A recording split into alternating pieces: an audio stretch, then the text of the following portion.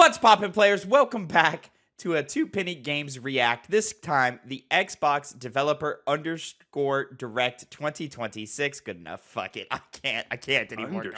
Underscore Direct. I am your host, Tavin Bothel, here with my good friend and co-host. Say hello to the people, Connor Elliott. Tavin failed to introduce this show 4 times. Yeah, man, and I'm off my game today, guys. I'm off my game today. You just woke up. Well, no, I just woke up. You just woke up. Look at me. I'm on top form. I've not even started once. Every single word that's come out of my mouth has been like the flowing river. Okay, very nice, very nice. Connor, we don't have any time because we gotta get into it, right? So Xbox Developer _Direct. Why is that so hard for me to say today?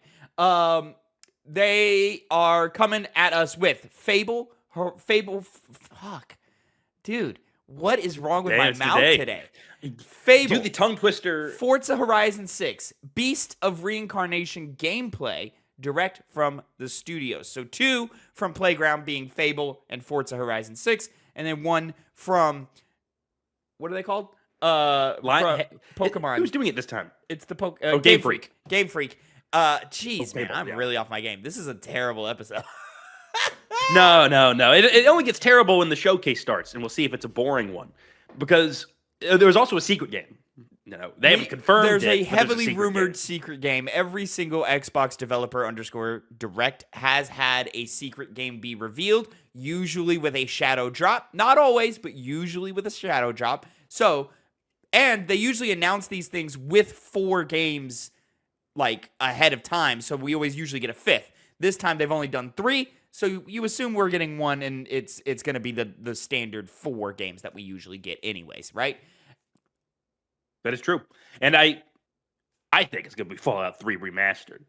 Fallout New Vegas remastered if we actually have some guts. But it could be anything, really. They've said it's a small studio. Fallout 3 for sure. But the rumors have suggested a smaller game, which I guess could be one of their Oblivion-like remasters, but it sounded like it was like a smaller dev studio just making their own independent game, which would be not as cool. But hey, we'll see. Maybe it'll be a good look. Just in the sense of hype. I mean, who knows? We might have a game of the year. I'll remind you, Connor, Clair Obscure Expedition 33 was at last year's Dev Direct. So you never know what's going to happen at these things. And that's part of the reason why, amongst many other reasons, that the Dev Direct is my favorite showcase, presentation, whatever, of the year. Because yes, we get these surprise games that drop on us, which is great. But we also get these super in-depth looks at every one of the games, which is fantastic. And we go behind the scenes. We get documentary-style footage and interviews with developers to really get that sort of like homely feel with them to like really, really see what's going on at that studio and so forth. So I always really, really appreciate these looks. Very excited to see. Of the 3 announced, FABLE, Forza, and Beast of Reincarnation, Connor, which one holds the most interest for you? I mean, it's FABLE, but not because I'm more excited for it. I'm more interested to see what Beast of Incarnation has, because we don't really know what that game is going to be like until today. But with FABLE, it's just been talked about over and over, and we've heard it about it for years and years. We've seen snippets of gameplay of in-game engine cutscenes, it looks like. So I really want to know what it looks like and see if it's going to surprise and make people excited for it, or if it's just going to be like, this is what we've been amping up for years. I want to see how we'll see. Executes itself. Mm-hmm. You say hamping up. Have we been hamping up FABLE? Like, I mean, because it was always a series that like people liked, but it was never like the best video games ever. And this is a different studio now. It's not FABLE 4. It's more of a reboot or just like completely different reimagining of what FABLE can be. So I'm very excited to see what Playground has for us in that sense. And I lost it. Dang it. Wow, I'm off my game today. What is going on? Look at that. Damn. Oof. Get some bullet bourbon that we got in the other room. Take a shot right here at 12 o'clock in the afternoon. Connor, less than 2 minutes in, I agree with you. I'm also interested to see Beast of Reincarnation. I'm also interested to see Forza Horizon 6 today. But just because I love seeing what video games are doing, we'll see if I even get excited for Forza after this, because car games are usually not our thing. But you never know. It's in Japan, though. So I think, when something is in Japan, it immediately becomes better. So We'll see how much that affects Forza Horizon 6. But being Forza Horizon, I think it's going to just be a nicer looking one with nice looking stages. We're in Japan now. Japan-based stages. Maybe some Japan-made cars. I don't know exactly what that would be, but, you know. I think we know what to expect from Forza Horizon 6, but I hope it looks good. Right. Well, it will look good. What am I saying? But, yeah, Beast of Reincarnation and Fable, from what we know, are the more iffy games. We don't know how it's going to look. Well, it's the Beast one of with Reincarnation is the like an question RPG. marks on it, right? Yeah. Dude, Beast of Reincarnation, from what we got from that trailer, looks to be a Souls-like. So, coming from the Pokemon studio and, completely different art style, completely different tone, completely different style of gameplay, I'm very interested to see what that's going to look like, play like, if it's going to impress at all. It does seem to have like a Princess Mononoke vibe going on, at least a bit from that trailer. A little bit of that. I hope they dive into that, because it's all foresty and all by nature and whatnot. Last 30 seconds, Connor. Shoot for the moon. What could our potential secret game be? Fallout New Vegas remastered. That's what I'm sticking with. That's what I'm hoping for, because hope is what feeds us. It's what drives us. True. And so that's what I'm waiting for. I'm going to go, even though I would put money on Fallout 3, I'm going to say Blade. Blade is here today. No, finally showing its face. And the movie can't get out, but at least the video game should be able to. Right. Bringing in the audio now. Let's get into it. Developer_direct 2026. Connor, move to your right just a touch, just a hair. There we go. Look at that. 25 years. Yeah, maybe they got to have like some big thing because it's the 25th. It's a big thing, man. I mean, we've potentially got the big four coming. Halo, Gears, Fable. Gears. We didn't talk about that. Forza. We haven't seen much from that. I doubt it. You would announce that ahead of time for sure. Yeah, I guess so. All games we already know it's coming. Are play anywhere. Enjoy the show. Enjoy the show. I intend to. Look at that. Basic bitch text just put up on the screen. That's what we're getting for the 25th anniversary. 18. Yeah, we get it. Where's the noise? Is there no noise here? I mean, not yet. There should be, because there was previously in the. You guys let the fucking talk. Oh, geez. Yep. Here we go. Oh, whimsical music. It's like, dude, it's the 25th year. It's so crazy.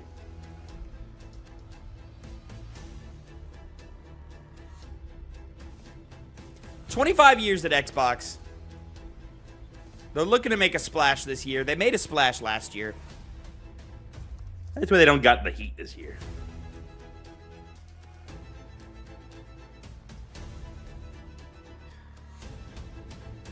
Wow, this is fucking epic. How long did it take them to do that shot? Probably not. Of the pool, they probably had a couple takes. They definitely got their best pool guy. Like, hey, who plays pool the best? 30 minutes usually. 40. This one's said to be 45. Mm-hmm. Too long. That fucking sucks. Okay. What is? I don't like this negative character that you put on. It's not funny. It doesn't work. I don't know why. Listen, because this is Microsoft. We shouldn't give them fucking respect. The developers, that's a different thing. Yes, that's why we're here, Connor. It's the developer. Yeah, you stop. This is all the servicey stuff. Let's wait for them to actually get here and talk. You stop that. You're such a fucking shill, Tavin. Welcome to this world-first look at Forza Horizon 6. I'm Tavin Bothel, Design Director for Forza Horizon, and I can't wait to show you what the teams at Playground Games and Turn 10 have been working on. And I'm Don Arcetta, Art Director for Forza Horizon.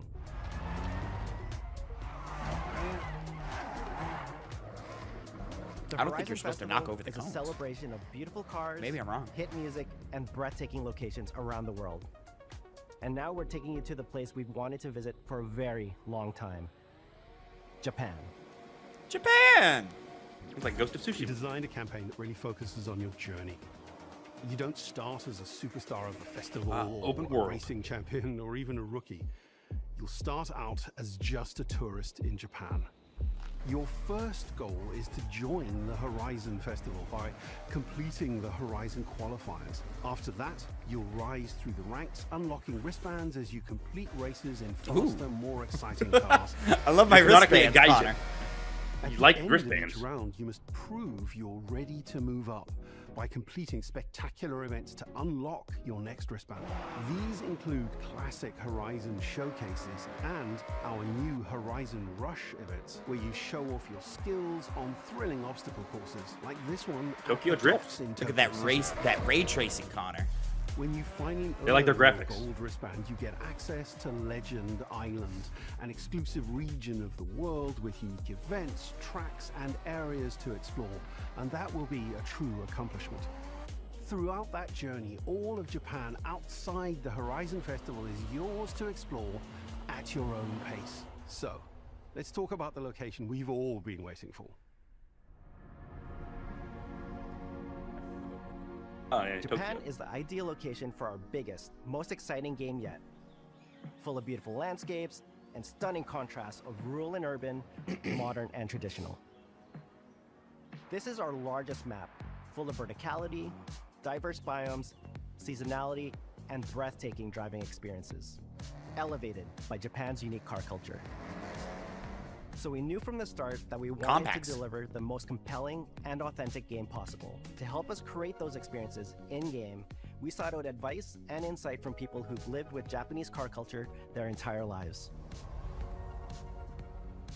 As someone who grew up in Los Angeles and Tokyo, both cities known for car culture, I developed a passion for cars early. I've also worked extensively supporting creative collaborations between Japanese and Western video game studios. Over the course of production, I had many conversations with the team about the nuances and the details of Japanese culture and how to reflect these in Forza Horizon 6. As an example, when we discussed naming options for the player home at Tokyo Docks, we discussed the building number, picking 7 and 8 because those two numbers are considered fortunate in Japan. In fact, these numbers are also part of a well-known Japanese proverb, Nanakorobi Yaoki, which means never give up. Nice. Is this open? Does this have like an open world? Connor, Forza Horizon has always been open world. What makes it special okay. and unique? At the start of production, our team traveled to Japan to capture reference for everything. I love you, buddy. Time lapses of real Japanese. Not a sports, guys, not a sports game photogrammetry player. of Certainly But not. it's just like as soon as it's out of your wheelhouse, you're just like, all right, I'm gonna forget every detail I've ever known and the about way it. fallen cherry blossoms Forza reflect 1, passing Forza cars. 2. Like, what's the difference?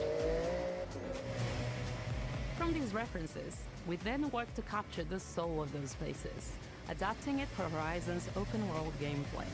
And since Japan is home to driving experiences unlike anywhere else, that process begins with the roads. Inspired by the C1 loop, Ginkgo Avenue, and mountain passes, like Mount Haruna and Bandai Atsuma. Then we layer in the details around them, creating a world where every road leads to discovery. For this game, we built our biggest urban area yet. Our Tokyo city is 5 times larger than anything we've designed before, with multiple districts, each with a unique identity. We work to create a city where every road, every corner, and It's like the every Yakuza shortcut Street. is fun to drive and a delight to explore. It's like Japan. I'm excited for this to score high, so I can get a lot on fantasy credit. Look at Satisfactory, Tavin. It likely will. So that you'll see those changes reflected in the world around Looks you good, though. as you explore. Yeah.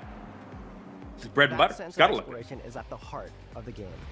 Everything you find on your road trip in Japan is something for you to collect. Ooh. Cars, houses, landmarks, I like mascots, collecting and stuff. more, all tracked. I know in your you do. adventure journey. I hope I have time to play more video games this year. Have you ever heard of Xbox Game Is Pass? one of You the should reasons pay we're into that. So excited for this location.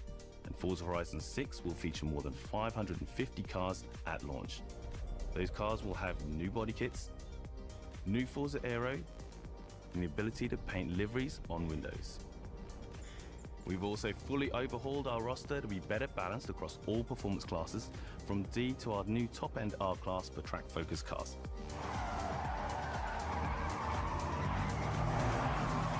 We've improved how each car is affected by the world. For example, with new cosmetic tire wear, so each car responds authentically as you rack up the miles on those iconic Japanese roads. With more cars on day one than ever before, we've also created new ways to expand your car collection as you explore. Parked on driveways around the world, you'll encounter our new aftermarket cars, They're always bargains and include some extremely rare and unique cars to show off in your garage. We're not just bringing classic JDM to life, but also showcasing some of the newest, most exciting cars in the world. And Forza Horizon 6 cover car is one of them. The GR GT is a race-derived road car that combines motorsport performance with road-going excellence. And our game is the ideal place to experience the most modern iteration of Kazoo Racing's relentless Looks hot. Japanese That's a hot engineering car right there, Connor. It is red. Our cars sound better than ever, with greater detail and remastered audio, all brought to life by new acoustic modeling technology, simulating You could the edit this, soundscape make it of the seem like world. it's just a car commercial.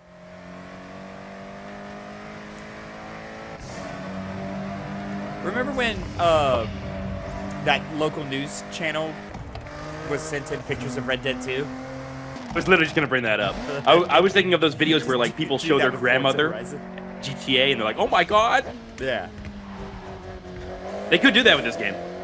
Easily. Music is a huge part of the Horizon Festival, and we're curating a diverse track list from around the world, including exciting Japanese artists, so you can choose your perfect soundtrack, whether racing, cruising, or drifting. And to complement the There it visual is. context on that, we captured extensive field recordings across all 4 seasons in Japan, creating a rich and truly authentic world for you to experience. Connor, they sent people to Japan. In Forza Horizon 6, They you better. have new ways to How else are you shape gonna that capture world the with spirit? Features that let you make a life for yourself in Japan. Our new customizable garages Hey, are little the house. perfect place to do that. Rock. You'll find one of these at every player house, big enough for multiple cars, where you can freely decorate the entire space. And when you're done, you can invite your friends over to see what you've built. Connor, you want to come over to my garage? But the I ultimate don't. place I don't to care what see you my build. cars? creativity I is want to drive, the dude. This is estate. Forza. Okay. You want to see my cars? They're all nice and shiny. And overgrown. I'm not a car guy. That's what car guys do, Tavin. Connor, You're not even bend that kind of bend guy. over the hood for me, Connor. Directly in the open You got to make it world sexual. here. So perverted your mind I'm is. gonna put this 3.5-inch cock in your butt. And you can't even just say one. You got to say like, you got to be non-subtle about it after the fact. Open world driving game for Fucking, everyone. you're a bore, We'll Tavin. be You're a bore. carrying You're disgusting. forward all of our accessibility features from previous games. We'll also be adding in new options like proximity radar for competitive players and auto Whack. drive for players who want to lean back and appreciate the world in motion.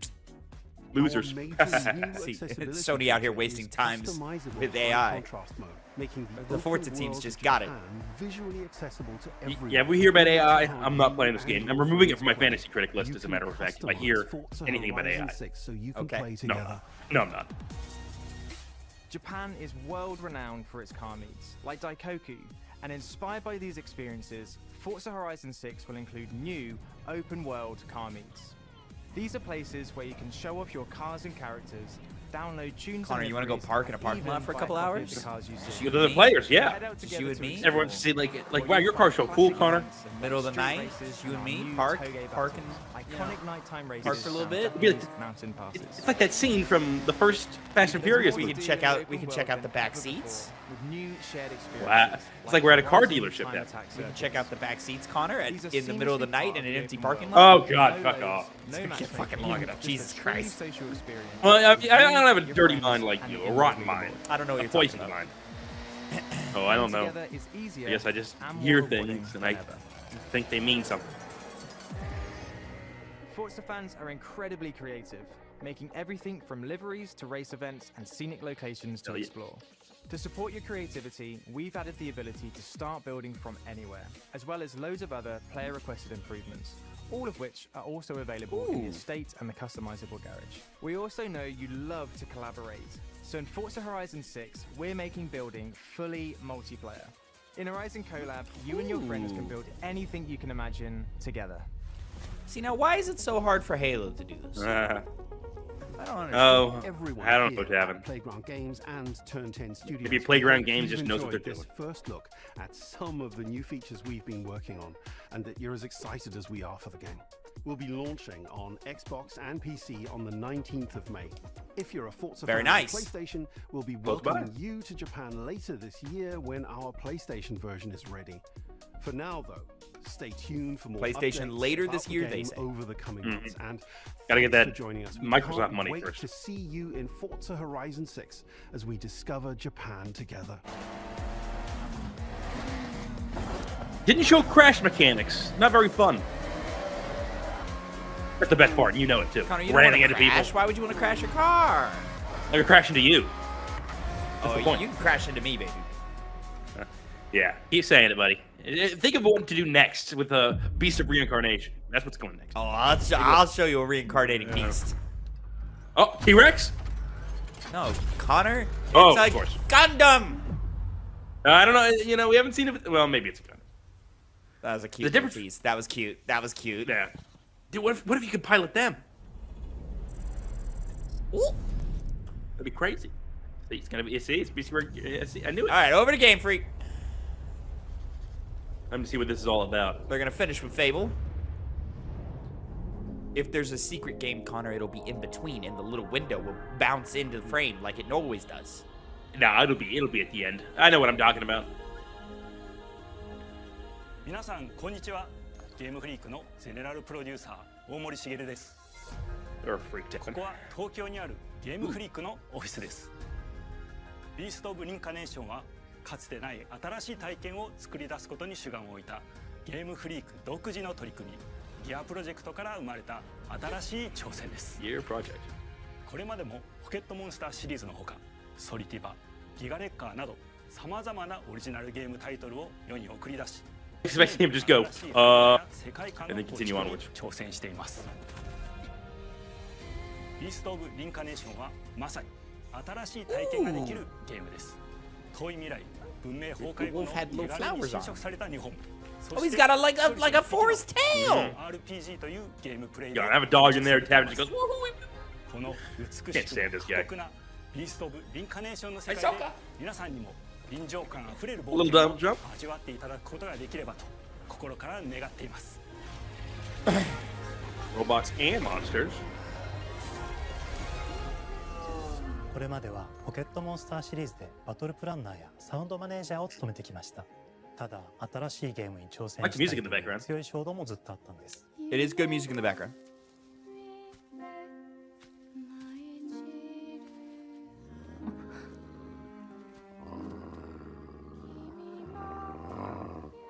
最初は黙々とそのゲームで得られる感覚を自分の心に問いかけることから始めていました。世界観もキャラクターもゲームデザインも決めずにただどんな感覚がいいんだろうと探っていました。そうしているうちにぬくもり、頼もしさ、そして寂しさが入り混じったような感覚が最もしっくりきたんです。自分の心に反応しました。隔離された主人公エマとこの世界を一緒に旅していくぬくもりのある相棒、クーもその過程で生まれました。古島からビースト・オブ・リンカネーションのコンセプトを聞いてとても興味を惹かれすぐに参加しようと心に決めました。長年ゲームフリークではポケットモンスターシリーズを Sorry, this 通じ dude's a て fucking 生き物や he's a パートナー fucking を描い nerd. てまいり You まし see た。 the look at this guy? しかし今回のプロジェクトでは Wow. That's 過酷な you 世界 saying that? 相棒と共に旅をするという Dude, look at this 体 Freddie 験を Wong ass hair, bro. Like, 汚れ You got glasses on too. You can't insult another guy with glasses. I know, but yeah, look at this guy. You know, look at this guy. See, Respect. I was Respect. insulting Microsoft. Now you're insulting the game developers. Listen, You're just respect. hating developers. Respect. Respect. このような経緯で地を That means he knows what he's 自 doing. 由に操ることもできる Okay, that's fun. 鶴のよう This is な neat. 民をエマの能力にすることになりプロトタイプも出来上がってきました。そしてそれがエマという人物のバックグラウンドとキャラクターデザインを形作っていったんです。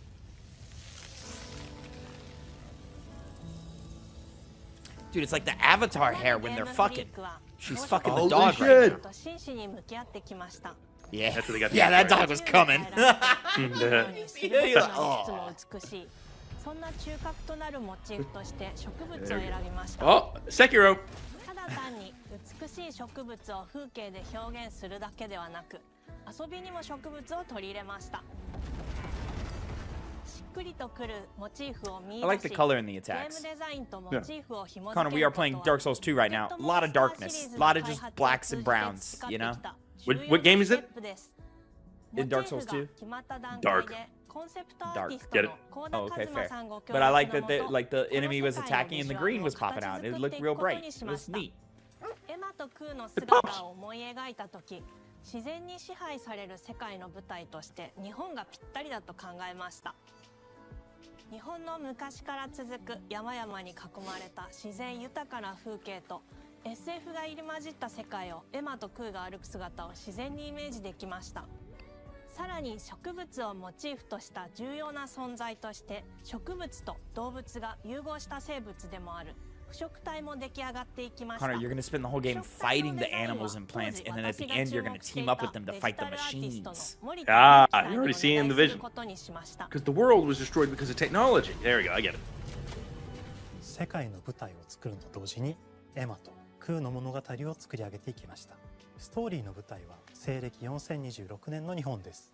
はるか昔に発生した汚れという名の寄生植物の影響で人類の大半が消滅した後の世界です。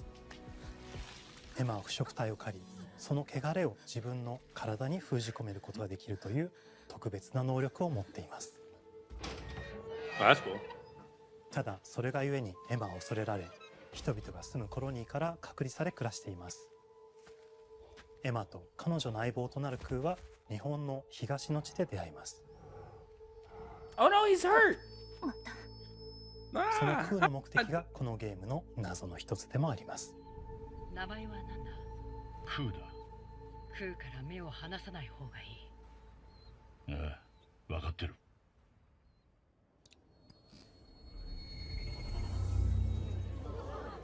Ugly. 封じ後エマ、お前に輪廻の獣討伐の命を出す。都に迫る輪廻の獣を討伐するにはエマとクーの力を強化していく必要があります。そのためにこの世界に存在する強力な腐食体主を討伐し、その力を取り込んでいくことになります。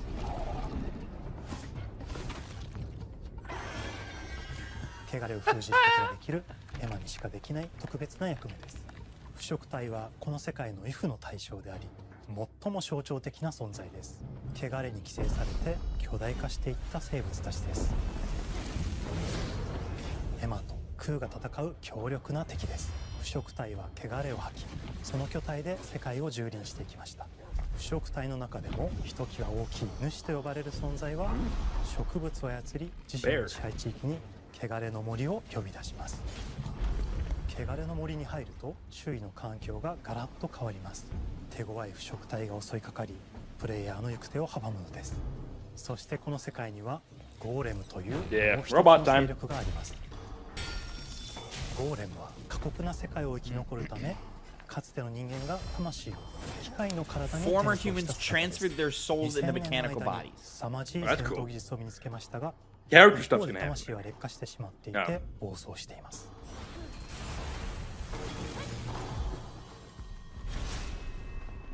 エマとクーはさまざまな人物と出会います。長い旅をサポートするブラッド、カグラであったり、あとはクナイというエマと同じように腐食体を連れた剣士とも巡り合います。とどめはきちんとさせる。See a boss fight coming. エマとクーは同じく汚れの力を宿していて、互いにその力を影響させ合いながら戦います。例えばエマが敵の動きを見極め攻撃を受け流すと、クーに力がたまり、開花技という強力な効果を持った技を発動できます。Final Fantasy。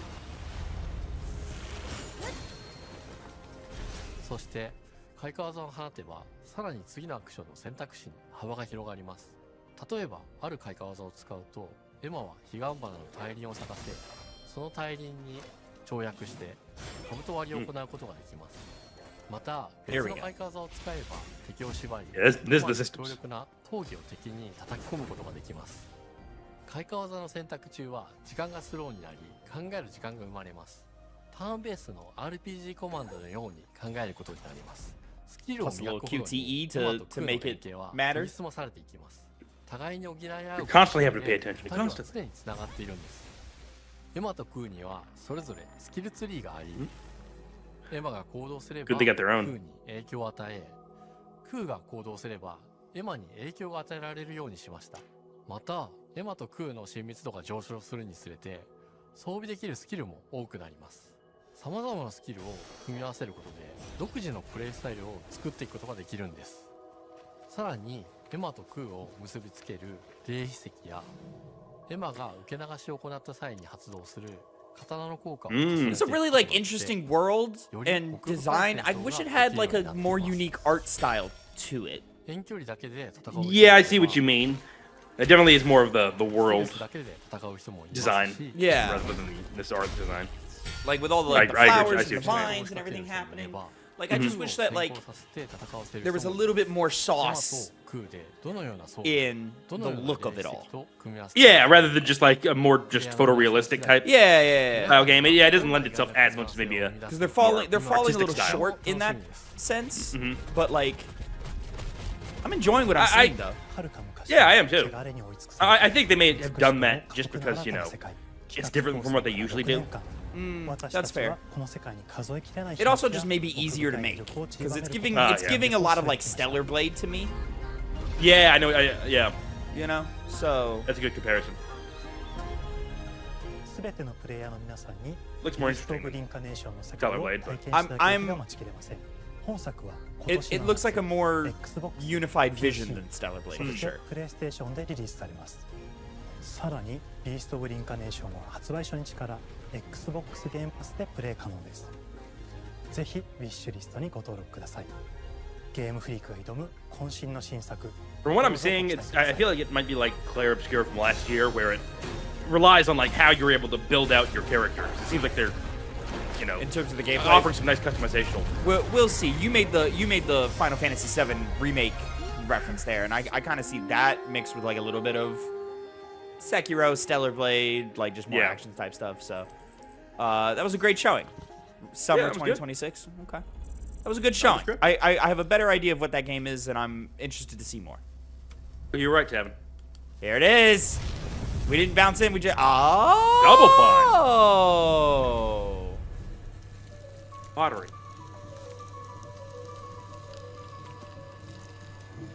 Okay. Yo, Tim Schafer, he's married. Shout out to him. You should probably take that off before you do pottery, Tim. I don't think so. I think he intended to do that. Hello, I'm Tim Schafer, founder and studio head of Double Fine Productions, and this is Elsbeth Larkin, senior tools programmer and junior in-house ceramicist. At Double Fine, we try to take a little time every so often and create quick game prototypes. Anyone in the company can pitch a game idea, and we have a vote on which ones we want to try to make. We forget the projects we're currently working on, basically get amnesia, and we do this for 2 weeks. That's a fortnight. And we build a few of these experimental game prototypes. We call this process Amnesia Fortnight. We've had all sorts of great ideas come out of this process. It's just like this clay. With a little bit of pressure and creativity, something interesting is created that wasn't there before. Our next game came out of Amnesia Fortnight. It's all about encouraging you to create with others, and then use what you create to destroy each other. Uh-oh.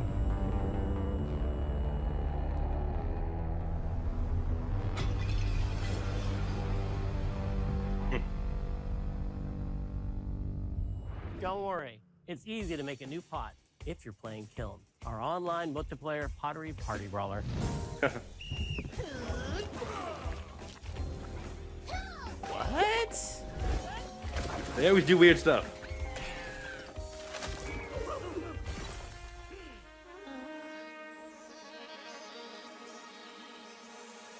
Brutal Legend reference, Connor. We love to explore don't tempt new me. and original ideas here at Double Fine. Assholes. Alongside last year's weird but chill game Keeper, featuring surreal and dreamlike exploration, Kiln is the other side of that coin, bringing high-energy, expressive multiplayer action.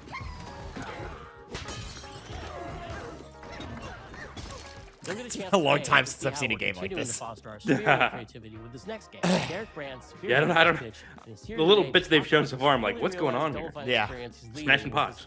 Kiln is a multiplayer party brawler, and it's just as much about the act of trading with your friends as it is fast-paced competitive destruction.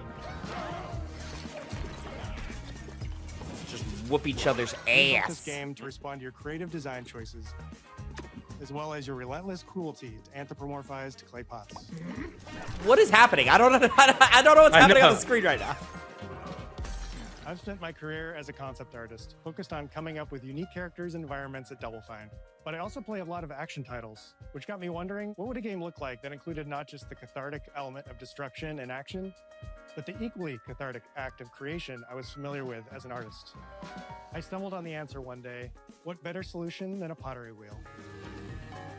We wanted to give players the ability to create characters out of any shape and to make sure that what you make has a charming, animated personality. You start off as a little helpless, naked spirit. You're not capable of much in this state. Thankfully, you are capable of manipulating clay, and a pottery wheel is the perfect place for the creation of a new body. And when it comes time for destruction, those shapes needed to translate into capable fighters. Pots that can compete in challenges in a way that only pots can. Our game mode, Quench, brings all of that together in a 4v4 combat party atmosphere. Your clay pot's gonna hold water. You and your friends need to balance your pot's shape and abilities with its capacity for carrying water into enemy territory. Here, you'll navigate through the environment with your team's unique creations. Avoid or destroy incoming enemy warriors. And of course, fill your pot up with water to ultimately douse the enemy's kiln and win the game. Got him once. Now keep at it. Huh. I'm guessing some players will build to be more focused on destroying other pots, and then the other ones will try and be. I'm guessing it's team-based, and then the other ones will try and help take up the furnace. Yeah, of some kind. A best-in-class pottery sim, of course. With this strange concept came lots of design challenges, though, because it's a game about pots that have to transform into bespoke ceramic warriors. We had to figure out how to make an art tool, a character builder, and a loadout system all together, while keeping the whole experience approachable for anyone, not just pottery masters. After many iterations balancing simulation with arcade you're gonna have to dip into your art bag. we landed on a design that lets you make a feel pot. like That's easy. You gotta make a pot or a cup. You make it hold water. You make it a vase, maybe. A bowl. If you've never seen a potter's wheel, it's weirdly satisfying. We've carefully married the clay technology with the behavior of the sculpting. This is gonna be like Armored Core, where I spent 3 hours building my mech and stopped playing the game. Refine it with sponges, shapers, and straight edge tools to get specific and make it yours. Like, we got to give these spirits ass. We have to. As you sculpt, you'll notice the game recognizing the different shapes you've made. It'll automatically detect when you're shaping things like cups, vases, bowls, and many more. So that means we had to ask ourselves, if I was a vase, and this vase that I just made was now my body, what can I, as a vase, do? Don't know. Every pot and kiln needs to have a core set of moves fit for a warrior. To run, jump, attack, and roll. They also must have moves fit for a pot to fill up with water and then splash that water out. Each shape has its own unique way of performing these moves. And because your shape matters, the animation team has taken on a challenge of bringing those different pot shapes to life in surprising ways. In addition to these core moves, each shape also has its own special attack, which we push to be the most fun and over-the-top moments in the game. Cups popping popcorn. What the fuck? Cool. Into swords. Jugs blaring like megaphones. The best one, of course. Dope. Flinging pies. Everyone's shape is doing something different and exciting. Connor, this is why we do it, you know? This is why. You know what I mean? As you fight over the water on the battlefield and try to extinguish your opponent's kiln, you'll have to pay attention to each map's unique nuances. Our mantra of shape matters carries over into our maps. We specifically designed our maps to integrate with how you choose to play and what pot you choose to play as. So you'll see things like secret tunnels that only fit certain size pots, and pathways that are only traversable with certain shapes. You'll fight on fractured, floating pieces of ancient history, like an ancient Greek nightclub fit for Dionysus. It's even got a dance floor. Navigate Athena's giant strategic war map. inflating sponge warriors with water to rearrange the battlefield to your Oh, Greek because of the pots and Fight in the yeah. Egyptian god Set's dingy punk venue, complete with a mosh pit where only one pot can emerge unbroken. Leverage your unique creations. Everything from your size, your capacity to carry water, your speed to cross the battlefield, and other choices you can make will define how you want to approach your playstyle. Big pot, Do you Connor. want a team full of large cups, maximizing your dousing potential? Or a team of tiny ninja saucers ready to quickly smash up anything that gets in their way? Or a unique combination you've discovered that balances power and splashability? If you're skilled enough to end up at the enemy kiln with lots of water, you can unleash a powerful super splash ability that does tons of damage and makes the kiln vulnerable to further attacks, letting you and your team dunk on the enemy kiln to either win big or turn the tide and make a comeback. And that is how it's done. At the end of a round, the cycle of creation and destruction loops around again, and now you're back in the wedge, a multiplayer lobby where you can hang at the wheel and make something cool with your friends. You've just earned XP points and chips from battle. Now you can load up on art supplies and expand your pot-making options. I think of the game being so much about the fighting, but when people play it, they just want to create all day long. Our decoration system was designed to support your creativity. As we did with the design of the sculpting process, we looked to the pottery studio for inspiration. We found gotta ways add color, to Tavin. translate the experience of adding spouts, lids, and handles, as well as glazing to kiln. Every design choice we made ultimately Connor, I wanna serves glaze the you goal so of bad. enabling a near infinite range of possibilities. We can't wait. Connor, to see I'll what glaze your you and then we'll favorite go into the designs battlefield and get cracked, okay? I'm not playing this game with you. It becomes a drill that can dive under enemies, and it pops up with a special delivery of destruction. Did we get a name for this again? Kiln? I love a medium jug, a simple handle, Medium a two-layer jug. watermelon glaze, and I'm ready to bring the good vibes into the Nice! Watermelon. My favorite is the large vase. It has a UFO-like animation, and it's great for team defense and protecting your bricks. Hands down, the best pot shape is a small bowl. It's perfect for sneaking past enemies. Plus, its ice cream theme special is so cute. Fucking coward. That's so cute. One of my favorite warrior pots has to be the medium base. It's decently fast for invading enemy players and matches. This The guy knows what he's decorations doing. really make it shine. A curved elbow spout, cupid's handle, some spiked charms with a rainbow glaze, and one butt sticker. You can't go wrong with butt stickers. Gotta have that ass. My favorite pots use the absolute most Damn. material possible to make the biggest pots possible. I call it tiny. Call it tiny. Whichever pot you decide to create, whether you're a budding artist or a seasoned gamer, you'll be fulfilling your pottery power fantasies when Kiln launches in spring 2026 on Xbox, PlayStation, and PC. This Shut up, is Maximilian. the beginning of the pottery Cute. party as we bring regular updates throughout the year with expanded decorations, new activities and game modes, and much more. Creating is more fun together, and we love your help sculpting this experience. Be on the lookout to throw down with fellow Double Fine fans and join the Double Fine Action Insiders for an even earlier look and a chance to play in our closed beta very soon. You want me to say it 5 times? That's mean. Am I supposed to? Okay. This game is called Kiln, an online multiplayer pottery brawl. That was you this morning. Thanks, Connor, thanks. Online multiplayer pottery poly brawl. It's getting better. Online multiplayer pottery party brawler. Kiln. I'm into Not it. Fallout New Vegas, but still look good. I'm into it. This is, take me back to them 360 Summer of Arcade joints. You know what I'm saying?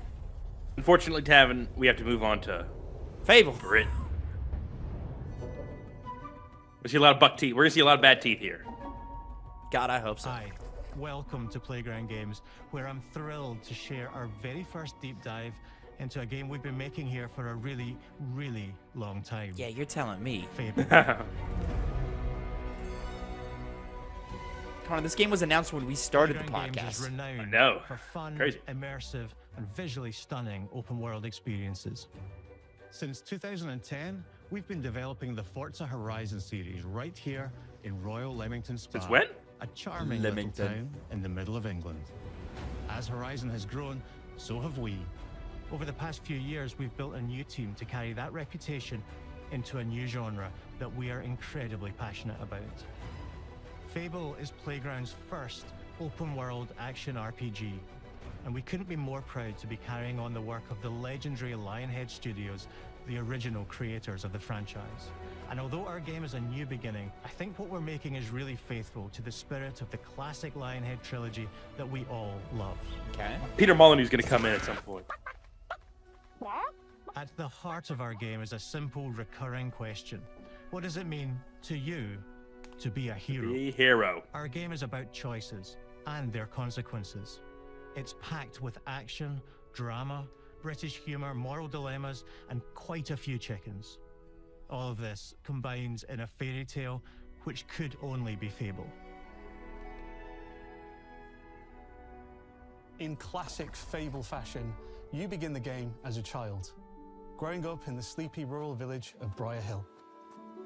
It's here that in a moment of extreme danger, your heroic powers first emerge, and we discover that you are Albion's first hero in a generation. But not long afterwards, there's like an awkwardness to this run. And the people of your village, including your beloved grandma, are turned to stone by a mysterious No, Grandma! Suddenly alone in the world, you'll set off on an adventure which will change Albion forever. Venturing out into the world is a huge moment. Connor, when I look at you, sometimes parts of me turn to stone. Idyllic rolling What they hills. do. This is your theme, huh? Magical forests. Bustling villages. Sleepy hamlets. Oversized vegetable patches. Nice. And stunning Fuck off. vistas. And because our Albion is truly open world, for the first time, you'll be able to explore this rich and detailed world seamlessly, with the freedom to go where you want from early in the game. We can't wait to welcome you back to Albion's iconic capital city, Bowerstone. Home to Fairfax Castle, the old clock tower, and the legendary Heroes Guild. It's a huge city, full of contrasts. Rich and poor, nobles and commoners, royalty and criminals. You'll spend plenty of time here during the game, as you discover the secrets of the Heroes Guild and its reclusive guildmaster, Difference of what? Humphrey the Golden. Royalty and criminals? In the north of Albion, it's very woke you'll of you, find Connor. mountains, I'm dark craggy coastlines, Darkwook, spooky marshes, and the bleak, windswept city of Bloodstone. Here, you'll meet the leaders of two rival gangs, vying for power, and uncover the secrets of the sinister. Dude, this is like Zac extremely Efron's gay cousin or well-organized something. Like, cult of shadows. You don't know he's gay. I don't. Our No, Albion but is he could pull it beautiful, off. Handcrafted. Good for him. And richly detailed. Good for him. In Albion, heroes are special, different. There's some jankiness to these animations Stronger that than regular people. are throwing me off. They're more skillful, more charismatic. More importantly, they're those rare humans who can harness and use magic in the world around them. The issue here so far is this is stuff we've already seen. Like just shots of the world and people walking. I want more. Show me more. They're going to show us more. And that starts I know they with are. being able to choose how your hero character looks. So, in FABLE, you'll be able to pick from a range of different characters. Oh, nice. And customize your clothing, hair, skin tone, tattoos, and scars. So the hero you play represents you. But as well as your appearance, you can Wait, be so the are they hero you want presets? to They're be not. through the It's way not a you character play, creator. through It's the a skills character and selector. abilities you learn, and through the I don't know. weapons How you do they? use. Maybe. Just like the classic trilogy, It's never really heroes in our seen game that way. fight with a combination of strength, skill, and will. Seamlessly blending melee and ranged weapons with magical abilities gives us style-weaving combat. That was fun. Allowing you to show off your personal playstyle against single opponents and large groups of enemies alike. Melee is at the heart of our close quarters combat. You use light and heavy combos, often knocking enemies off balance and executing stylish finishers. Swap to your ranged weapon to bypass enemy guard and deal with troublesome Shoot him in flank the enemies. lamp. Shoot him in the lamp. There you go. And There of you course, go. Don't bullshit you'll be us. able to unleash your powerful spells to both manipulate and devastate your opponents. Lightning, do lightning. Hey. We're excited to be bringing back some fan-favorite adversaries for you to fight. Those guys are fun. It's giving Veilguard. It's giving Hogwarts Legacy. As are Balverines, Hollowfolk, and Trolls. Which, like, not necessarily a bad thing. No, but we're adding I see what you mean. brand new enemies too, like this fearsome cockatrice, a giant fire-breathing chicken. Each enemy family is different, with their own weaknesses to exploit and defenses to overcome. Which are like in a way With too. all the unique tools in your combat toolbox, how you defeat your enemies is up to you. It would like to be Witcher. Well, I'm talking There's more to gameplay-wise, being maybe a hero not. in Albion than fighting, so much more. When we talk to people about their favorite memories of the original games, so many of their stories were about the stuff you can do when you weren't just being a hero. The normal, everyday stuff which happened when you interacted with the people of Albion. For me, what I remember Moral most system. vividly are the inhabitants of Albion, and the things you can do with them, or to them. The crazy thing about the classic FABLE games was that in the middle of a sprawling RPG was almost a complete other game, where you could just mess around with the villagers and townsfolk. And we've built that same experience in the middle of our game too. Buying a house, getting a job, making some money. Romancing a villager, getting married, having kids. These were things that weren't in the first one. Perfect. You can get to know me better. Yeah, I think they were, yeah. You can Not marry really. someone. Buying another house. More so in 2 Buying every house in Albion. and 3. Buying every house in Albion. Buying every business in Albion. Getting rich. Marrying a bunch more Monopoly. people, having a bunch more kids, probably getting divorced along the way for good measure. And this game within a game is unique to FABLE. It's systemic, interconnected, and you see the ripple effects of the things you do everywhere you go. And all of this revolves around the people who live in Albion, who we call the living population. There are more than 1,000 of them, and every single one is unique. Each of them has a name, a role, a daily routine, and their own personality. You could follow any one of them for a day and just watch them live their life. They'll get up, go to work, spend some leisure time on hobbies, then go home to bed. But what's even cooler is that you can talk to every single one of them in fully voiced conversations and interact with them in loads of different ways. AI! So maybe the job they go You see, to is because working if for you, if because combat's you not hired the them main to work point in one of your the game, businesses. then I Hey, think that's a smart move. working Because I think that was what the Yeah. problem with How can I help you, Hogwarts boss? Legacy and Dragon Age Veilguard were, Maybe is the combat bed was the they main sleep in point. is in a house you That is own, true. because you're the Yeah, this has a lot landlord. more And if- stuff going on in it. If it's a than lot just of combat. like, all right, I'm gonna go Because you like evicted them. kick the ball with the kids at the Right. village, or I'm gonna go Oh, it's you. trick this guy blow to the brains off of a make a civilian. fool of Yeah. himself or And all something, of you the know. stuff you do affects what they think of It's you. like he's get evicted. Because everything you I'm gonna go do work at the builds your blacksmith to make reputation. money. Like stuff like that, like really makes up for Morality decent has always been combat. super Yeah. important to FABLE. That tension between good and evil underpins In story, all of the and this is original what they're about to games. talk about. And morality is central to our game too. But we have a slightly different take on it. Chicken chaser! Morality isn't black and white. Now everyone knows you. It's Chicken Chaser. Yeah. There are lots of grey areas. And importantly, morality Not black and is white, lots of subjective. gray areas. Much better than what we got from. If that's true, that's No much two better than people what we see got things in the exactly past. the same way.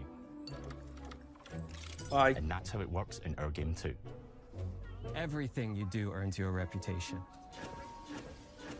And every person in Albion will have a different reaction to you as a result. Hello there.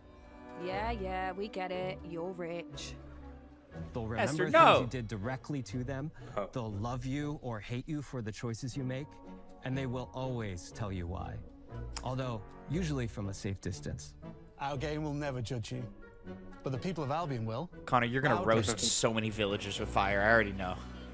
I don't. Yes, what you do. You shoot dogs Your and such. reputation Whoa! is Not created me. by the You choices don't you fight. make. Deny it. From You do that in where? any multiple Choices you make, a lot of division. them. Big I did shoot choices, a lot of dogs in the little video. choices, Yep. moral choices, and some Other things, choices undoubtedly. that will actually change the landscape of Albion for the rest of your game. We call this idea, your choices change the world. Let's give you an example. See, they're focusing on this because it's probably the main like drive of the game, which is a good idea. Rural village who discovers a magical grow formula. He accidentally turns himself into a giant and becomes a big problem. It'll be your job to deal with him, and ultimately it will be your choice whether to kill him or to spare him. If you kill him, his giant corpse will lie on the farmland just outside of town for the rest of the game. Cool. And that is going to affect house prices. It will also affect what a lot of the villagers think about When you drive the market up, that's badass. Sister. Buddy. In Fable, the choices you make will define you. What does being a hero mean to you? That's what Fable At needs to be Playground more Games, about. We've built a pedigree for beautiful, immersive, open-world experiences. Yes, they've typically involved sports cars, but this is a passion project for all of us here. Every member of this team, which we've built from scratch, has two key things in common: a deep love for the franchise and a burning desire to bring it back. We're making this for Fable fans just like us, but also to introduce Fable to gamers who've never played the series before. It's been great to finally tell you a little about the game we're making. There'll be much more to share as we get closer to our launch. I'm excited to tell you today that Fable is coming to Xbox, PC, and PlayStation in autumn 2026. Autumn. From all of us here, thanks for watching. November. Not as many hard dates as I thought we were going to get today. Yeah. Because last year it was just like when this. Usually these things happen and it's here's date. Yeah. This is not a new game, is it? This is just a whole. No, it'll be a montage. Yeah, there we go.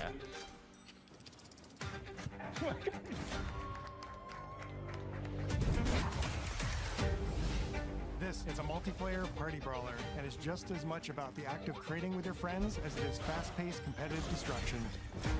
Japan's car culture is one of the reasons we've been so excited for this location. Forza Horizon 6 will feature more than 550 cars at launch. さまざまなスキルを組み合わせることで独自のプレイスタイルを作っていくことができるんです。 You can be the hero you want to be through the way you play, through the skills and abilities you learn, and through the weapons you use.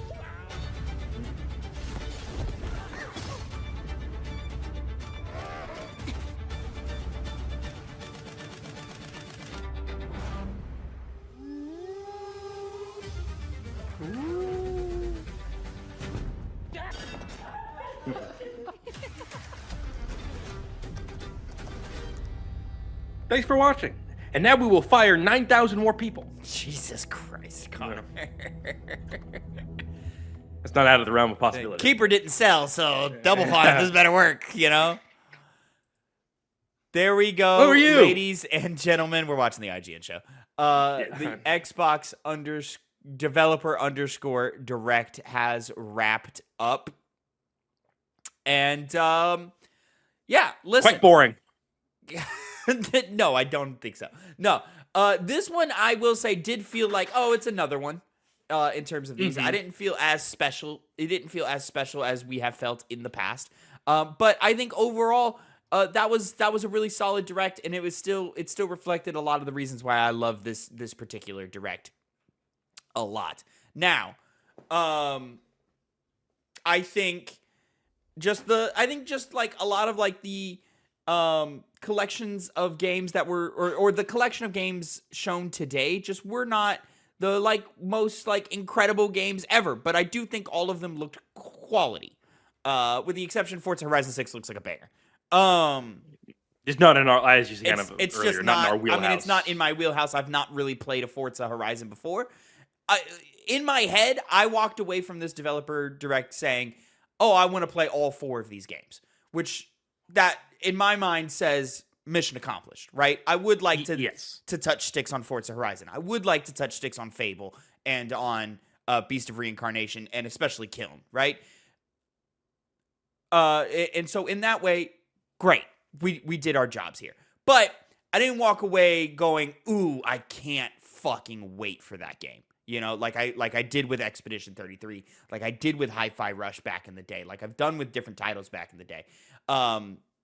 It was a lot of like, okay, cool. I know what this game is now, and I'm interested to see more, and I'm interested to play, you know? Which, at the end of the day, do we ever need any more than that?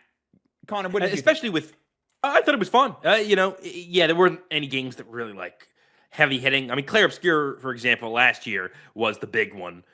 Before that, I would say Hi-Fi Rush, just because it dropped and it looked so like a show from our childhood. Yeah. And this didn't have anything on that level. I'm happy they did what they needed to do for Fable.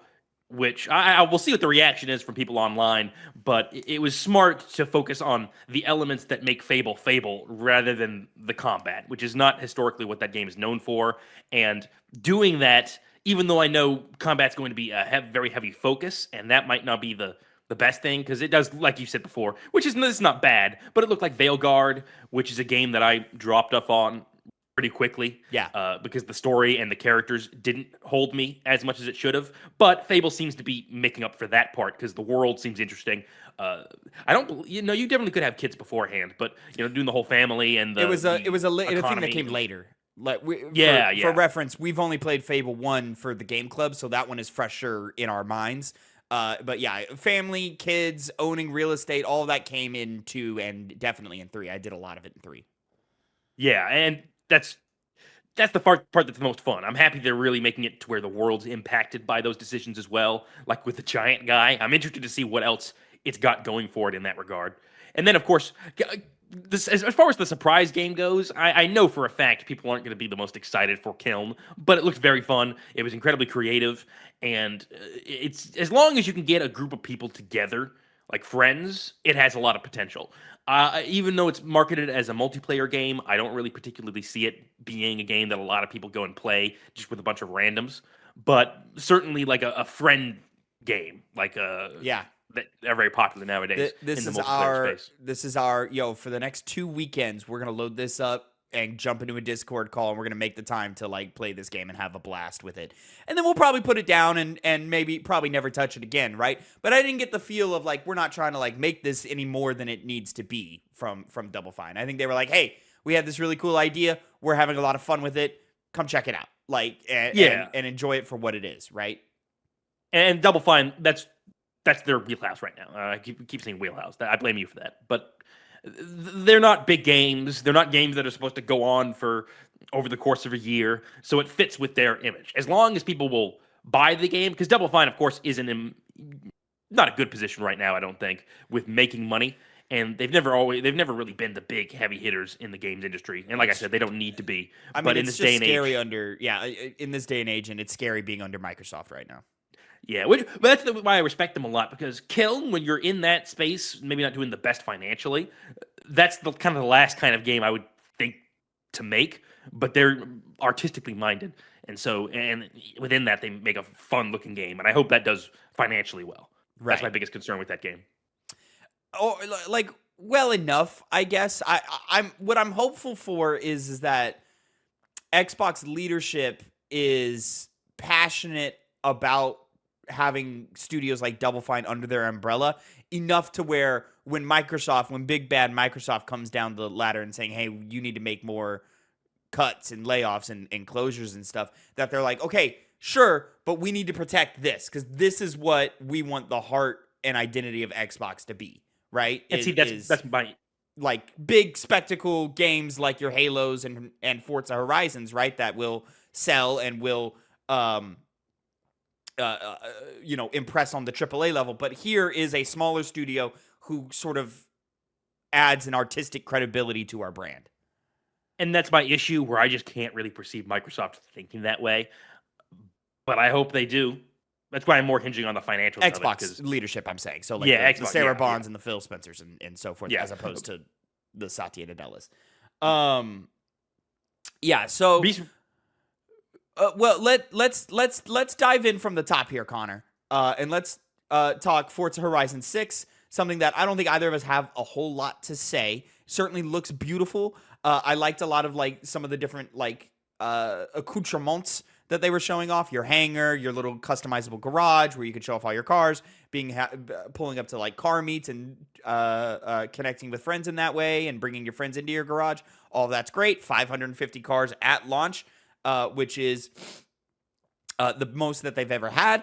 Very exciting for people who are into that type of stuff. I thought the game looked great. It looks like it controls very well, and it looks beautiful. And of course the environment, Japan, all of that looks fantastic, and it just looks like a good time.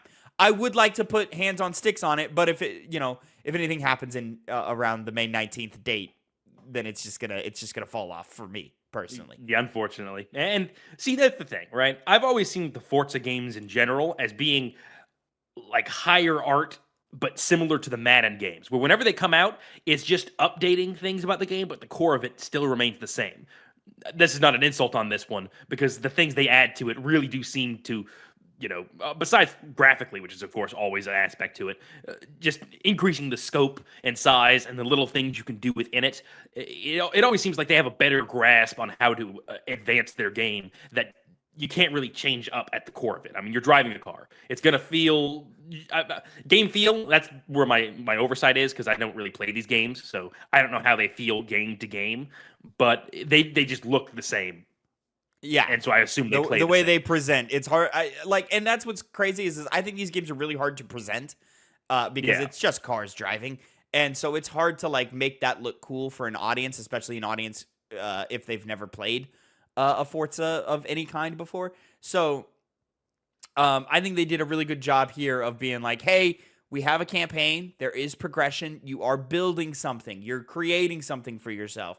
So like they did a good job of like showing off of like, oh, this is what you would want to come to this game to start with. Like this is the hook that can get you in, that would grab you, so that then our other systems and the depth of our game can sort of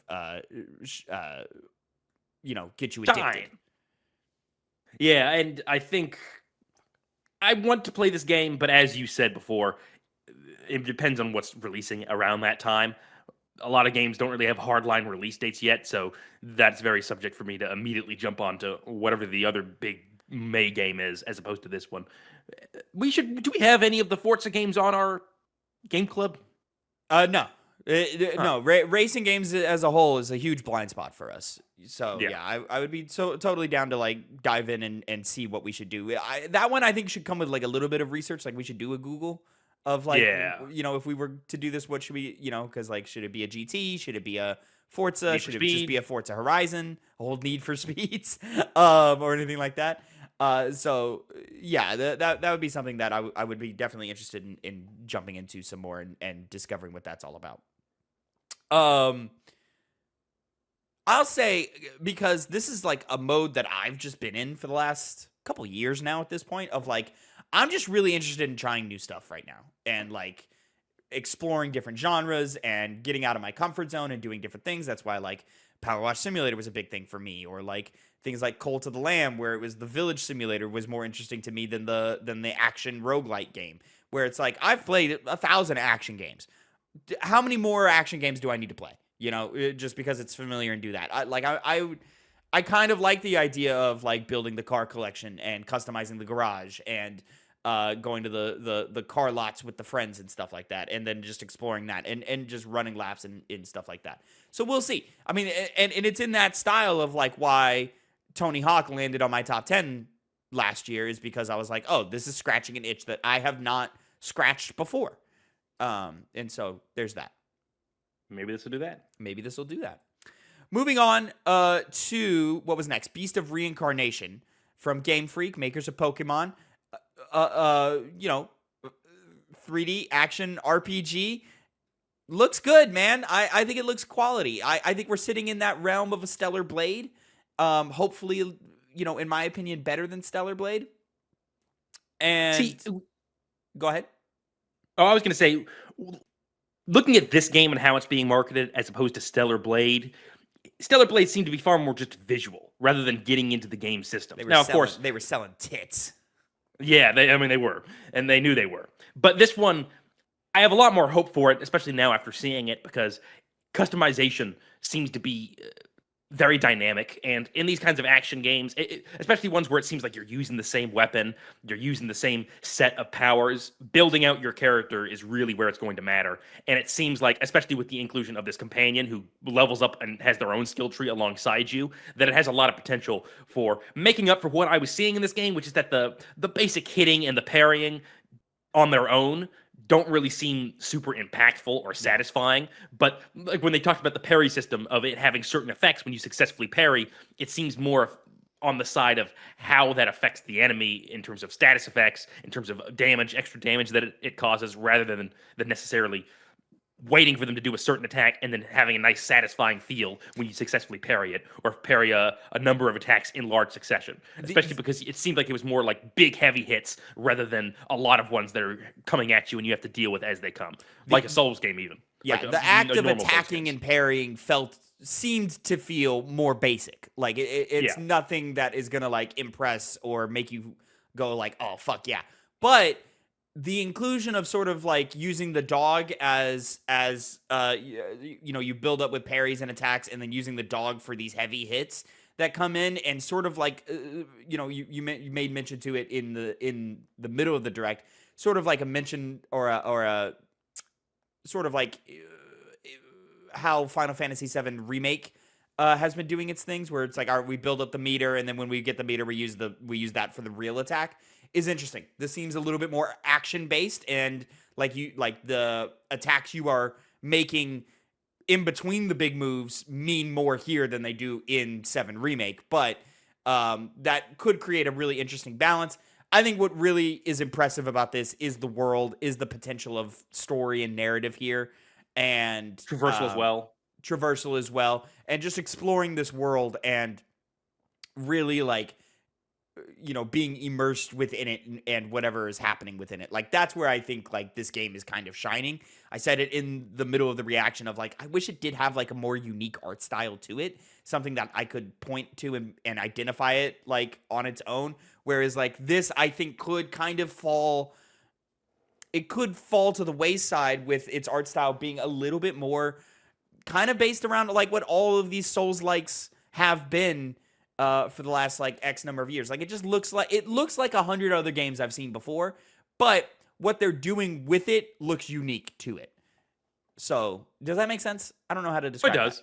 It's the way the game looks versus what is in the game.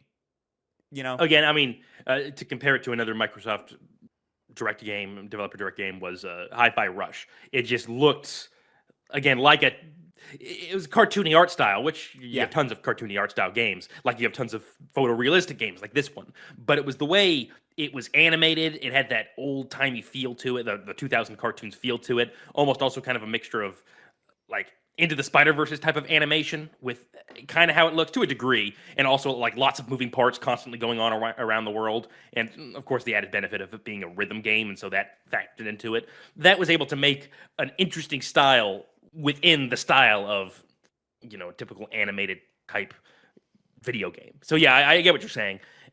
But even so, the narrative and the still just great looking design of the world still has a lot of potential to draw you in, even if the basic art style isn't exactly doing much for you. And I mean, to be fair, like I'm going to keep comparing this game to Stellar Blade because it's giving me a lot of those vibes, right? Stellar Blade's world design, I felt, was very, very lacking. It felt very empty. It felt very generic. It didn't feel like the characters meshed with the world. I don't feel that here. Here, this feels like a unified vision of, hey, this is what we want this world to be. Now, will combat be dynamic and fun and like the one-to-one sort of like action reaction that you see in games like Dark Souls and Sekiro and other great action titles like that? It just needs some of that and then in combination with this world design to give us like a really quality game. I think the question is does this game have the sauce? And I don't think it does, but I do think it's going to be a really great game. I agree. That's a good way to put it. Moving on to our surprise game of the showcase. Double Fine is back, baby. Back-to-back years. Tim Sweeney coming out, showing off his new little, competitive party brawler kiln.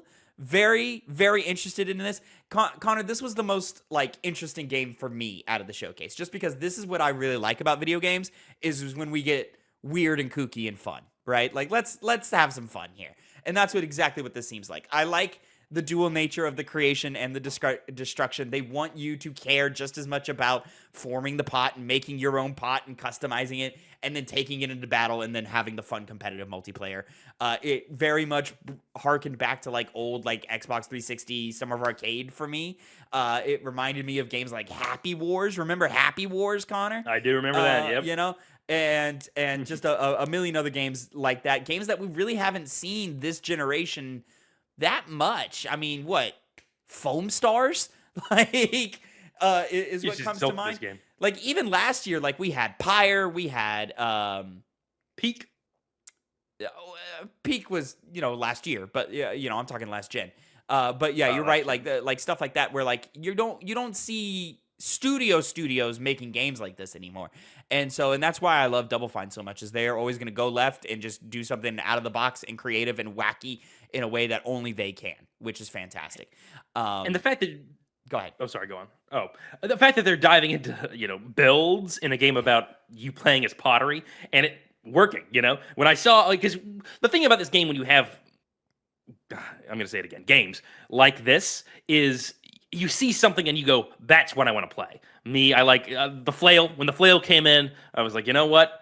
That seems pretty fucking cool. Go around smashing with a flail, you know, that's kind of my jam. And then, of course, the ninja type pot that lady was talking about, I could see you wanting to play that, to be a little scumbag. I wanted the fast one that rolled through and I'm going to get there quick.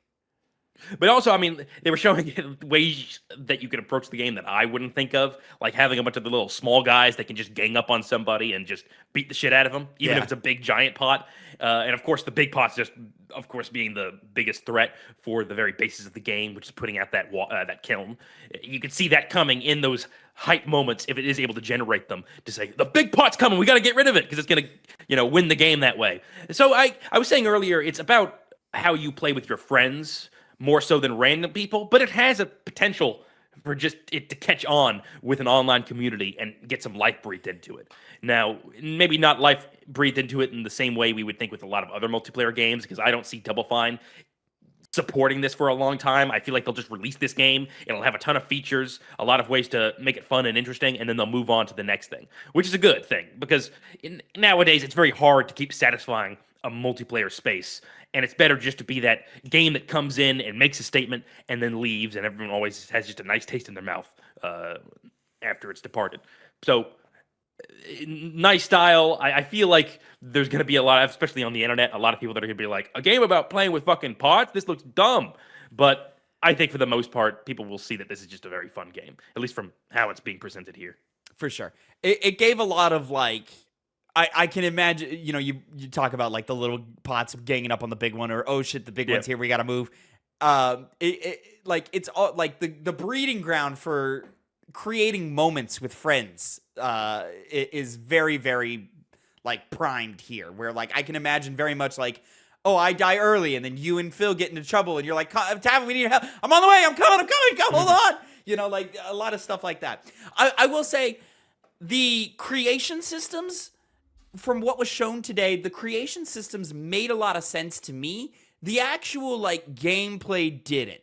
And I don't have a clear understanding of what I'm doing on the field. I understand I'm running through and I'm doing these specialized attacks, but like, are these attacks going to be recognizable if I'm on the receiving end of them, so that maybe I can dodge or maybe I can react in some way? What the dog doing? The dog is stretching. She's just looking cute. Anyways, and it's just like, there was just kind of like a chaos to it that like I just didn't understand the gameplay, the combat function of it. Whereas like, the creation, I was like, oh, I get it. You pick the size of clay, you mold it into whatever shape you want. That shape may or may not have the ability to carry more water so that you can carry that into the game and get the objective done. But when it comes to how am I engaging against other players, that's where I was like, I don't fully understand what's happening here. Oh my god, there's a dog bowl, Connor. Oh my god, I could be a dog bowl. Yeah, of course you can be. You can make any bowl, Tavin, as long as it holds water. But I get what you're saying. When I was watching this, I was just struggling to think of what's going on screen. Like, I get they were breaking other players' pots, but the way they interacted, I didn't see how that was really working out. It seems to be one of those games that you have to get hands-on with it to know exactly how it functions. Play a couple rounds. Seems like it has a little bit of a learning curve. Like, okay, how do I make my pot and make it effective? And then how do I actually get the one up on my opponents. You know, maybe you'll be in the moment where you're just thinking, well, this guy just has a better build than me, so what can I even fucking do? It just seems very hectic, and striking that balance of being crazy and having lots of things going on, which is clearly what they're going for, but also having systems that just make sense. Like, for example, there's this great game called, one of the best games ever made, called For Honor, where you have a combat system where once you get it down, and it's not that hard to get down, it's incredibly dynamic. It makes fights feel very intimate and personal. And on the flip side of that, of course, going back to the fact this is seeming a lot more hectic, you got to see the logic in the chaos. And I hope they're able to do that effectively. I'm waiting to see the small little features, because it's Double Fine, and they like being quirky. They like having little fun features. And a lot of these multiplayer style games have fun ways you can interact with other players and with things in the world. And they seem to have. Did they have a hub area? I think they did. In the art. I don't know what you would call it, like the artist hub, where like you would go in and you would go up to a table and create your pot, and then you can like run around and see what your friends are doing and all that. The wedge. I think they call it the wedge. Something like that. But yeah, I mean, those small little functions that they'll just add to the game to breathe life into it. I'm excited to see what those have in store. Indeed. It very much gave the feeling of like, hey, my first couple of games, I'm gonna exit that match and be like, I don't know what happened. But eventually we'll learn, and eventually we'll get there, which is fun. So, yeah, very excited. Was hoping for like a date or something. Like it looked like. I mean, I guess like you want to do a beta to like test it and then give it some updates and feedback and all that. So that's cool. That was kind of my thing. Also, Beast of Reincarnation, no date, and then we're gonna get into Fable, no date. That's crazy. I mean, time period, seasons, cool, but what are we doing? Connor, let's get into the big guy. Fable. Fable was the big guy. From Playground Games. This is they're putting out 2 games this year. That's incredible if both those hit. And I liked what I saw here. There is some jankiness happening. I think specifically, on screen you see right now of the kid running through the village and all that. There's just like some like janky like floatiness to moving through the world. And I saw it again when we're riding on the horse later on, where I was just like, that just doesn't look right. That doesn't look grounded on the topography. Like, I don't know how to explain that. And maybe when I put hands on sticks, I'll feel completely differently. But just from looking at it, I was like, it looks like the camera's detached from the character and we're just following the character. Like, does that make sense? I don't know. It's like a really weird game feel thing that like you can only understand if you've played a bunch of video games. No, it definitely does, to piggyback off that, because you see in the combat, which I think is the biggest issue with this showcase, it seems very generic, whack enemy. There was that one big enemy where it seemed like you eventually got the ability to execute him, do some kind of execution move, but before that, it was just whacking on this big guy. Which and again, that you might weren't be his like specific doing part. damage. Like, did you notice like the health bars weren't going down like that much? Or like there was the one move with like the thrusting sword where he like stabbed him a bunch of times, but the health bar didn't go down until the final stab. And I was like, that's a weird way to show how damage happened in games like this. Like, I haven't seen that happen in a long time, like in a bad way. Like, I'm like, like that feels like a lesson we learned a long time ago. And that general feel, it seemed ever present throughout the gameplay elements of it. That floatiness you were talking about in the animation translated over to combat as well. And so, they're not out until autumn, so they got some time. Maybe they should kind of. Maybe that's all it is. They just need to smooth some of the edges out. It's certainly maybe the damage was just not all the way done the way they want it to. It seemed like magic was very effective in terms of taking out opponents, as opposed to using melee weapons, which is probably an issue because it seems like melee is your main method of attacking in this game. Well, we'll see. They had a bunch of abilities, which gave like heavy Dragon Age Veilguard vibes, right? Is like all the abilities that you were using, like having the magic daggers come out and slice a dude, or now we're having this like stabbing combo, or like this big heavy attack, or things like that. So like, and all of that looked fine. Like it was inoffensive, right? But it looked very damage spongy, and it looked very like, all right, like we're just kind of getting through these combat scenarios, it looked like it would lead to the feeling of, all right, man, I'm just getting through combat so that I can get to the next story beat, or I can get to the next joke or the next activity that I can do. And I'm hesitant to like really critique the game based purely off of this because it also is not seemingly like the main focus of the game. It's just, one of the core pillars of it. Yes. And then as soon as they got away from combat, I was like, oh no, I'm into this. Like, this is cool. Like, I like the humor. I like the animations that are happening. Like when you turn a dude into a chicken and then he comes back and he still thinks he's a chicken. Like, I'm like, all right, yeah, that's good. And then some of like the wittiness and jokes and satire of the world, like was very much like, okay, we know the tone we're going for sure. We know the world we're going for sure. It's just, can we put all the elements together in a way that like doesn't get old 10 hours into the game, Right. And it seems like longevity is focused more on the, decisions you make and how they affect the world and seeing the effects, which is always a satisfying thing, and crafting your own little life in the Fable universe. It seems like that's where the life is really going to be breathed into it, rather than trying to complete as many quests as you can to fight new enemies and fight new giant monsters. Right. It just doesn't seem like the draw of the game. I'm seeing... So I just wanted to add on in the choices and the character stuff is they made the point of being like, hey, it's not black and white. There's some gray here. And so I hope that they really are true to that and maybe not leaning all the way into it, but like certainly like playing with that, because that's kind of been my critique of the Fable games that I've played is it's like you're either all the way good or all the way evil and there is no in between. Yeah, and I think you said you hope they don't lean too much into that, or you don't think they will. Well, like I think like lean into it, but like not like crazy. Like there's still gonna be like some like what is it called, bilateral likeness to the morality here, I would assume. But like the fact that it's like, oh, we're judging you based off of like your actual actions. So like, man, you bought every house on the block, bro.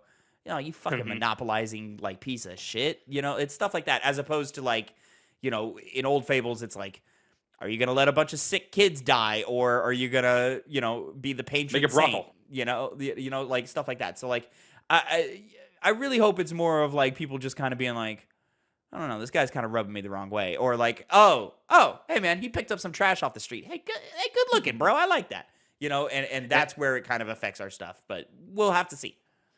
I said it during the video when it was playing, but again, notice the disparity from how much they talked about combat to talk about, again, this morality system, the choices and how that affects the world, buying properties and all those things. There's a lot, certainly more on that side, far, far more. Whereas combat just seemed kind of like we have combat, and they moved on. Really? Is that how you felt? I didn't feel that. Yeah. I felt very much, hey, we have like 3 pillars, and here's the 3 pillars. I mean, I felt like they had 3 pillars. It's just within that, they seem to clearly focus on some of them more than others.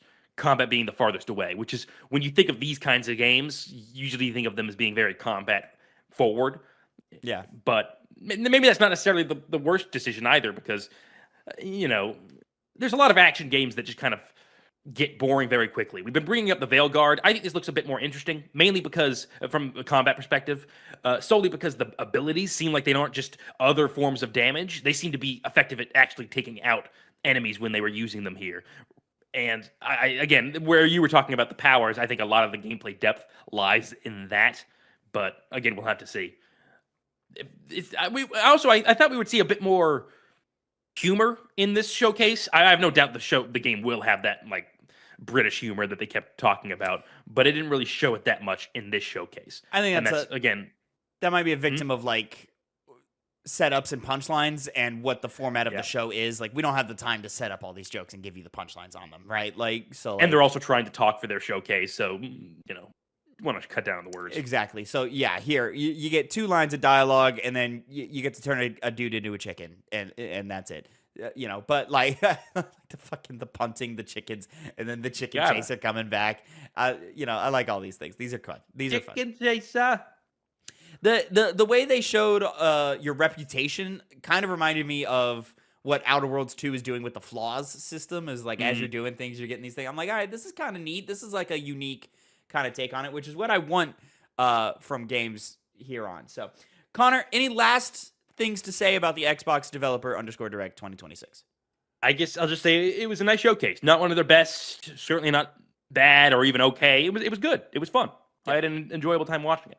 I agree. It made me want to listen. They had 4 games to show off, and I want to play all 4 games. Now, there's ones I want to play more than others. I'm definitely putting my hands on Kiln, 100%. The other 3, we'll see.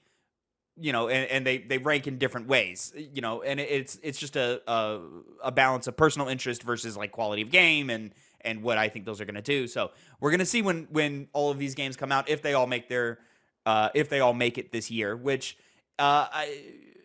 I think they will. They will. A lot of these games seem like they're closing in on the finish line. So I could definitely see all of these games making it to market this year, 100%. I don't believe we've ever had a developer direct where the game did not make it this year. So, which I think they do this when they're confident it is coming out this year. Yeah. Even if there's a bit of room for when exactly that's going to be, is clearly the fact they didn't show actual release dates for the most game. Right. And I mean, that's why we do these in January, is so that like there's still runway. We still have runway to hit this year, as opposed to like being in June or July and being like winter, maybe, so we're gonna see with all that. Ladies and gentlemen, let us know how you felt about the Xbox Developer _Direct down in the comments below. What were your highlights? What were your lowlights? What are you surprised was here? What were you surprised about? What were you are you upset that something wasn't here that you were hoping was going to be here? Lay it all out for us down in the comments below, and then hopefully we'll be able to take those comments to this next week's Two Penny Games cast. So until next time, have a great time. Make sure you like, subscribe, and Connor, say goodbye to the people. Goodbye and have a nice rest of your day, losers. Jesus, unnecessary.